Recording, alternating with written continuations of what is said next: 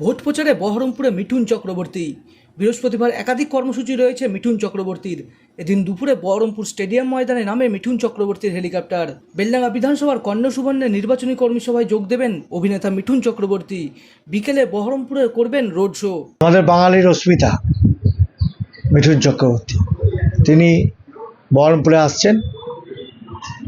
দুপুর প্রায় 2টো থেকে 2:30 আমাদের গান্ধী কলোনি থেকে শুরু হবে, চলবে একদম আমাদের খাগড়া চৌরাস্তা পর্যন্ত। তো বহরমপুরে আসার জন্য মাননীয় মিঠুন চক্রবর্তীকে সব বহরমপুরবাসীর পক্ষ থেকে আমি অনেক অনেক শুভেচ্ছা, অভিনন্দন, ধন্যবাদ জানাই। যখন উনি আসবেন, উনি রাস্তা দিয়ে হেঁটে যাবেন, তখন আপনারা দেখতে পাবেন মানুষের উচ্ছ্বাস কতটা। ফলাফল কী হবে? ফলাফল তো মানুষের হাতে।